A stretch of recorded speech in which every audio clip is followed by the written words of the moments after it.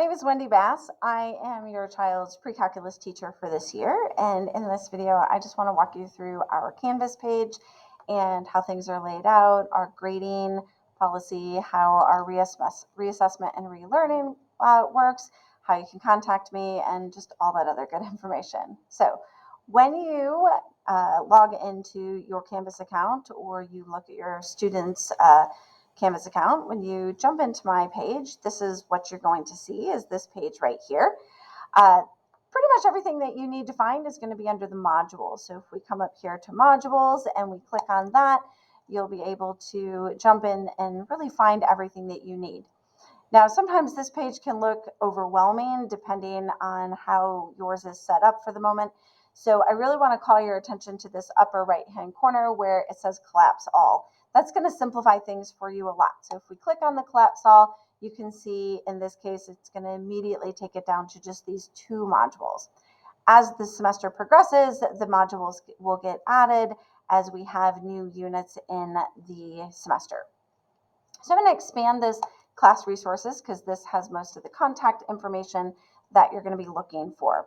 So as we look under general class information, you can see there's a page here that will have how to contact me, when your student can come in for help, and all of that good stuff. There's general class guidelines, some information about academic honesty and dishonesty.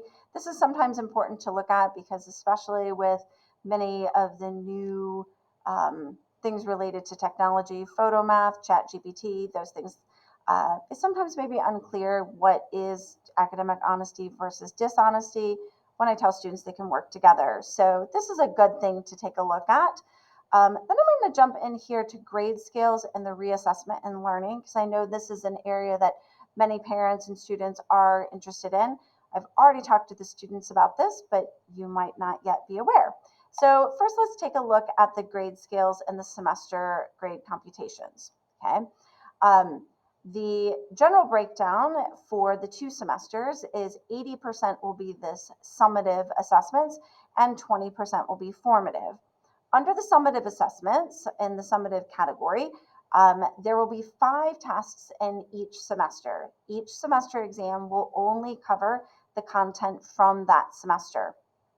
So in the first semester, we'll be covering chapters 1 through 5 and then some topics in chapter 12. In the second semester will be our heavy trigonometry units, and that'll be chapters 6 through 9, 6 through 10.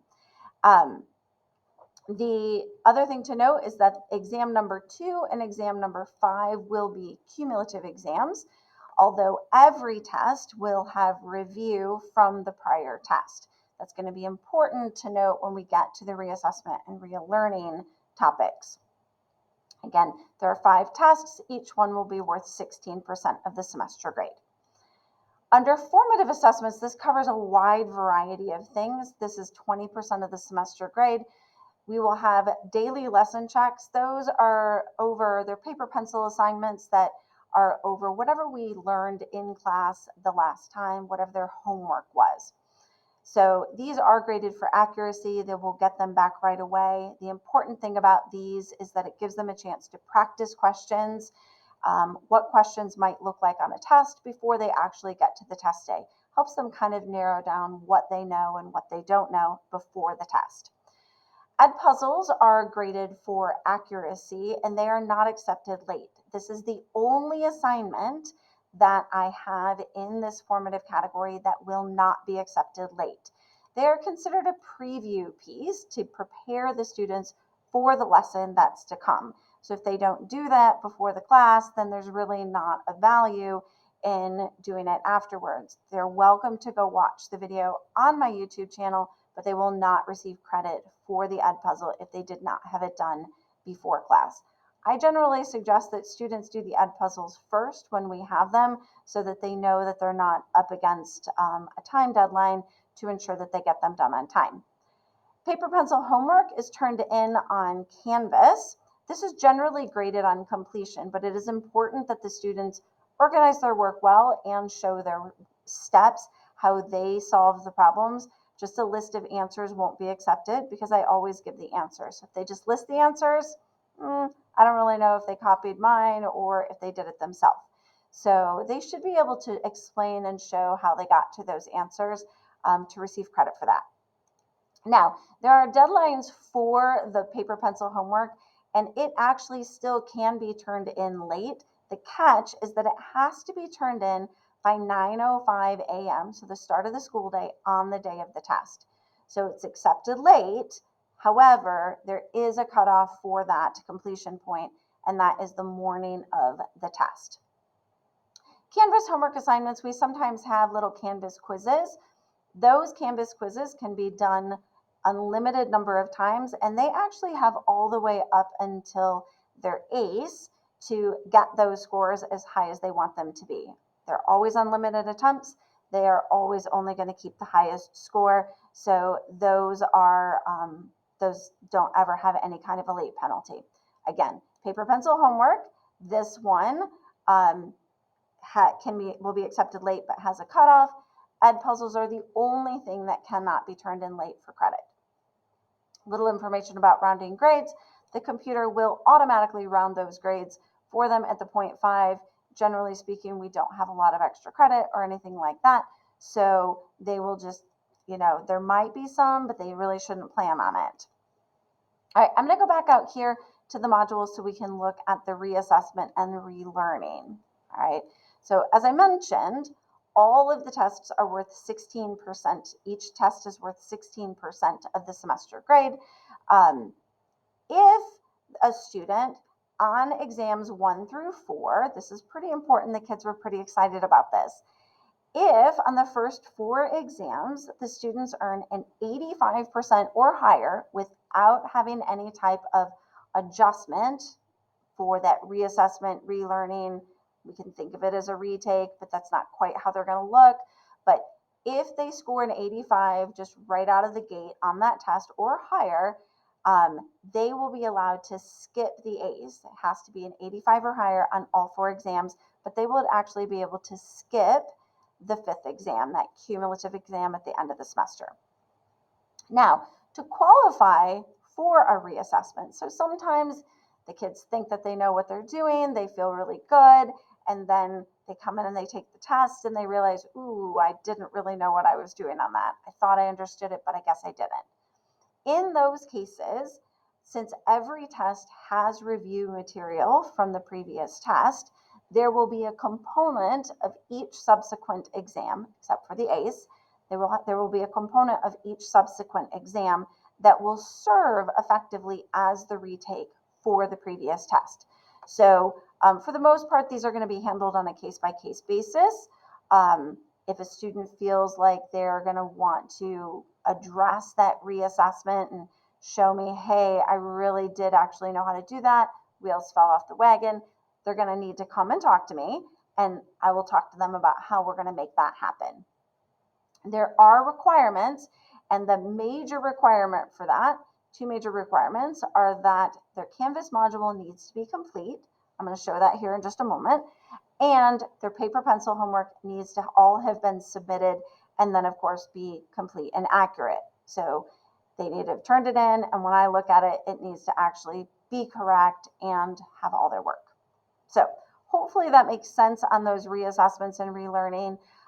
Generally speaking, most students don't need them in my class if they've just been keeping up on the content. All right, so coming back out here to our modules, let's talk about what that means for a module to be complete. I'm going to collapse this class resource and I'm going to expand this first module. So our first module here, you can see, goes through September 8th because that's when our first unit test is going to be. You can see these are the topics that are going to be on that unit test. When I expand this, what you're going to notice is that there is an agenda page that will have the date, it will have the topic that we covered that day, and on that page we'll have all the information about that day. Directly below it are all the homework assignments for that day. So there's typically a lot of like tiny little things, maybe a 10-minute video and a little quiz that they need to turn in, and all of those are listed below. When you look on this, you can see, for example, that the agenda page needs to be viewed because it has important information. This domain practice, this should actually say submit. I need to fix that one actually, I just realized. Then there's an ed puzzle. This says score at least 0.1. That basically just means they have to turn it in. So as long as they have done the ed puzzle, they get a 0.1. If we continue down, you can see similar things. They need to turn something in. They need to score, essentially, again, submit on an ed puzzle there. Now, down here is an example of a Canvas quiz. So you see this little rocket, right?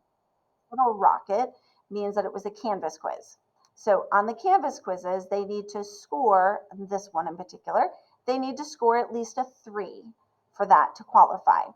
Now, a student will know that they have done all the things that they needed if over here on the right-hand side of their module, they have these little green check marks everywhere, okay? They should have green check marks all the way down their module by the time they get to the test day. So I keep telling the kids, make sure that you've got all your green check marks. Otherwise, they will not qualify for any reassessment or relearning opportunities, okay? So by the test day, those need to be all green checks. They can't have any of these open circles or these little red circles with a line through them. Real quick, I want to look at what one of these agendas look like. So for example, on this agenda day, you can see that we have the targets for the day. These are the things that we talked about, the big ideas. This is what we actually did in class that day. You'll notice that on each of these, there will be a link to both a blank version and a completed version of any type of notes that we did in class.